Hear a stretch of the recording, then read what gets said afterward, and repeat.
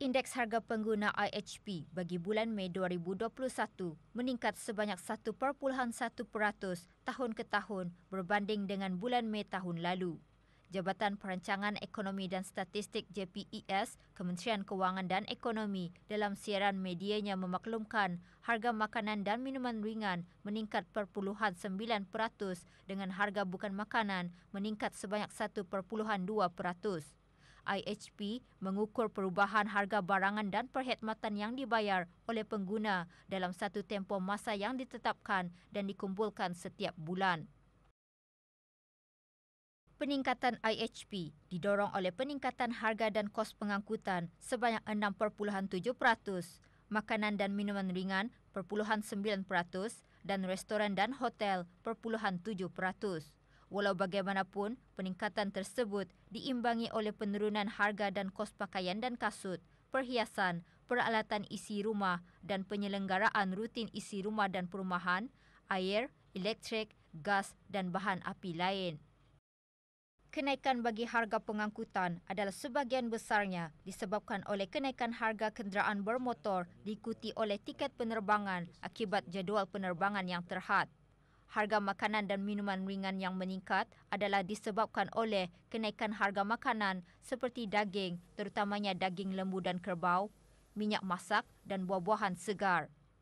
Kenaikan harga daging lembu dan kerbau adalah antara lainnya disebabkan oleh kos import yang meningkat. Kos restoran dan hotel yang meningkat adalah didorong oleh peningkatan harga menu yang terpilih bagi catering berkontrak dan juga di restoran dan kafe dan kedai makanan segera dan tempat makanan yang lain. Bagi perubahan bulan ke bulan, IHP bagi bulan Mei 2021 menurun sebanyak 0.1% berbanding dengan bulan April 2021. Indeks makanan dan minuman ringan menurun sebanyak 0.4%. Manakala indeks bukan makanan menurun sebanyak 0.1%. Laporan penuh IHP bagi bulan Mei 2021 boleh didapati melalui laman sesawang JPES www.deps.gov.bn. Pihak-pihak yang terlibat di setiap peringkat rangkaian pembekalan daging segar dari aktiviti di pusat penyembelihan sehingga di rak pameran di pasar raya, pasar daging dan sebagainya perlu bersikap peka dan proaktif. Di samping itu, masyarakat juga perlu mengambil tahu akan faktor-faktor yang boleh menjejaskan ketahanan daging segar. Yang berhormat Datuk Seri Setia Dr. Haji Awang Muhammad Isham bin Haji Jaafar, Menteri Kesihatan, membuat peringatan tersebut pada majlis perasmian sesi pemberigaan Perintah Daging Segar 2011, Pindaan 2020 dan peraturannya dan Akta Kesihatan Awam Makanan Penggal 182 Pindaan 2020. Merujuk kepada United States Department of Agriculture USDA, daging segar hendaklah disimpan pada suhu 4 darjah Celsius ke bawah. Manakala daging segar yang berada lebih dari 2 jam pada suhu bilik biasa iaitu 25 ke 30 darjah Celsius berisiko untuk menyebabkan penyakit bawaan makanan gastroenteritis. Deklarasi ASEAN mengenai warisan budaya dan mengukuhkan kerjasama untuk meningkatkan dan mengembangkan model ekonomi ASEAN antara usaha-usaha ASEAN dalam meningkatkan kerjasama selaras dengan bidang keutamaan yang digariskan oleh mesyuarat G20. Yang berhormat Meja Jeneral Bersara Datuk Paduka Seri Awang Haji Aminuddin Ihsan bin Pihin Orang Kaya Saiful Muluk Datuk Seri Paduka Haji Abidin, Menteri Kebudayaan Belia dan Sukan selaku pengurusi tunggak Komuniti Sosial Budaya ASEAN bagi tahun 2021 dan jemputan khas kepada Republik Itali yang merupakan pengurusi G20 bagi tahun ini mengongsikan perkara tersebut semasa mesyuarat Menteri-Menteri Kebudayaan G20. Mesyuarat dipengerusikan oleh Tuan Yang Terutama Dario Franceschini, Menteri Kebudayaan Republik Itali. Menteri-Menteri Kebudayaan dari negara-negara G20 serta pertubuhan-pertubuhan antarabangsa yang hadir juga membincangkan isu-isu berkaitan kebudayaan, transformasi digital dan teknologi baru bagi budaya dan sektor-sektor kebudayaan dan kreatif sebagai pemacu kepada penjenamaan semula dan pembangunan mampan yang seimbang.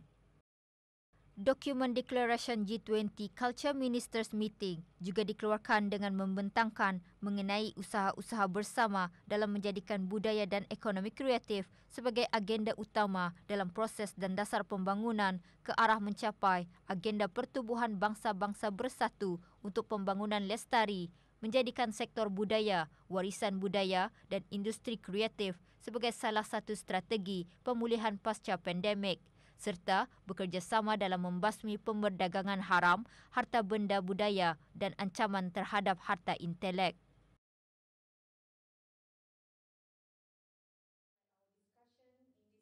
Mesyuarat ketiga Pegawai-Pegawai Ekonomi Kanan ASEAN bagi mesyuarat Menteri-Menteri Ekonomi ASEAN yang ke-52 mengalu-alukan perkembangan baik prioriti economic deliverables di bawah pimpinan negara Brunei Darussalam sebagai pengerusi ASEAN bagi tahun 2021.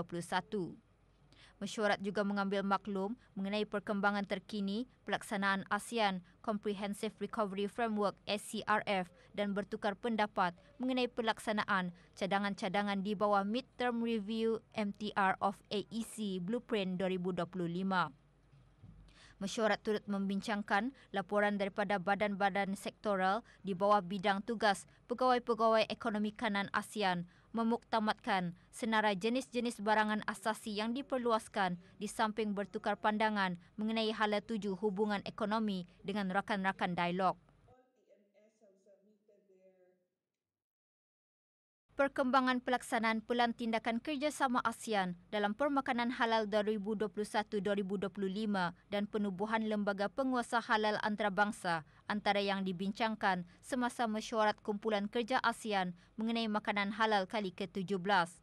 Mesyuarat yang diadakan secara maya dipengerusikan oleh Kemboja.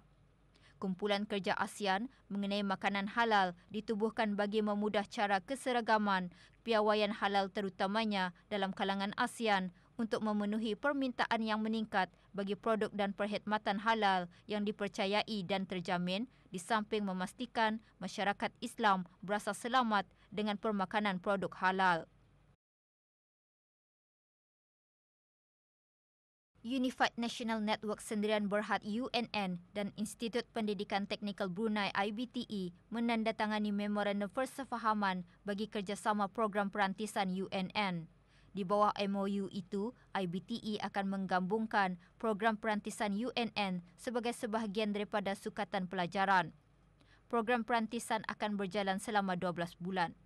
Program perantisan dan latihan UNN diterajui oleh Jabatan Pembelajaran dan Pembangunan UNN di bawah bahagian sumber manusia untuk membangunkan kemahiran pelajar pada masa ini dan menggalakkan penggunaan kemahiran yang dipelajari dalam persekitaran korporat atau perniagaan.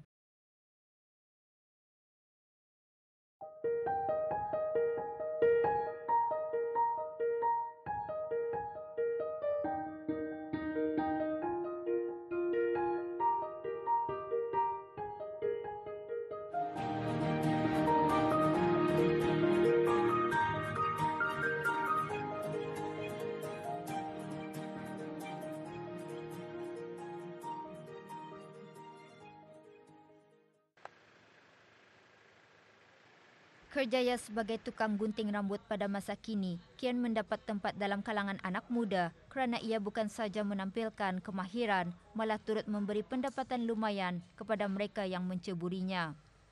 Beroperasi pada Januari 2021, The Smart Cut Studio and Cafe diusahakan oleh seorang belia tempatan kerana minatnya yang mendalam dalam bidang ini. Di samping keinginannya untuk menyokong belia-belia tempatan dalam bidang keusahawanan. Pengiran Muhammad Wafi bin Pengiran Saleh, pemilik dan pengurus kedai gunting tersebut, memikat pelanggan melalui kemahiran menggunting, pelbagai gaya rambut dan perkhidmatan yang ditawarkan. Kalau untuk gunting, ada treatment, scalp, rebonding, perming, ear candling.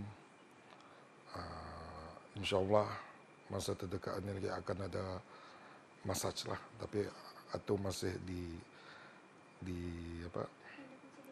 yes. Kalau harganya di sini yang basic haircut, which is gunting saja RM15, kalau customer mau full package ini artinya gunting, cukur, and then cuci muka, cuci rambut, atau semuanya RM20 lah. Pengiran Muhammad Wafi dibantu oleh 8 orang kaki tangan. Tukang-tukang gunting diberi tunjuk ajar mengenai teknik penggayaan dan dandanan rambut secara profesional. Beberapa orang kaki tangan kedai berkenaan mengongsikan pengalaman mereka bekerja di The Smart Cut Studio. Kalau untuk menggunting rambut, mesti tahu macam mana untuk menggunting rambut seseorang lah. Macam kalau sekali lihat macam apa diorang suka. And then kalau cara untuk untuk perfectkan caranya gunting itu adalah untuk mengikut apa yang pelanggan itu maulah. Banyak especially since I'm baru trainee lah. These past few months banyaklah kena pelajari macam cara gunting apa tu kan, parting, dia punya scissor work, dia punya clipper macam hold, dia punya different layers in the haircut lah. Sama kalau kan dilihatkan dari atau segi barbering lah, tapi different in kalau melayan customer macam mana.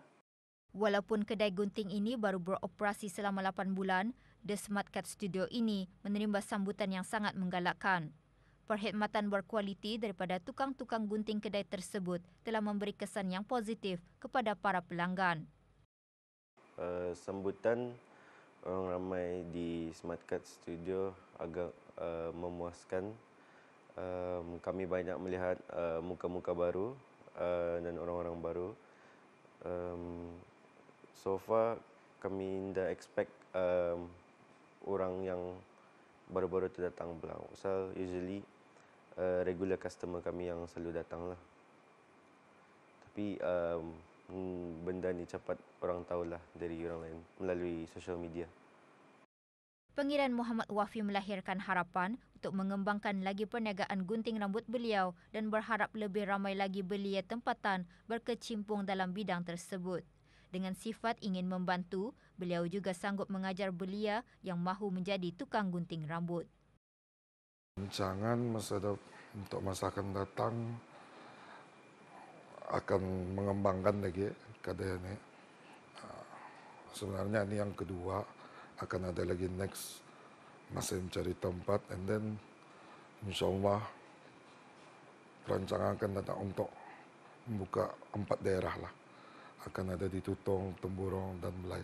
Anda satu nama. Saranan untuk belia pada siapa yang berminat untuk masuk dalam industri ini boleh datang sendiri pada saya. Pasal saya pun pernah merasa dulu untuk kan jadi tukang gunting ini sebenarnya bukan senang. Dan dia memerlukan duit. Bukan murah lah untuk belajar sini, semua payah. Tapi dulu jawapannya aku keluar negeri untuk belajar. Sekarang ini obviously lagi payah kan since dapat keluar negeri. So untuk yang berminat pada para belia yang akan belajar boleh datang kemari, and then I will tell all the details lah. Orang ramai yang ingin mendapatkan perkhidmatan kedai gunting ini boleh berkunjung ke bangunan Al-Safa 2, Simpang 51, Sengkang 36, Sekang 14, Kampung Menglait atau melayari Instagram The Smart Cut Studio X Cafe.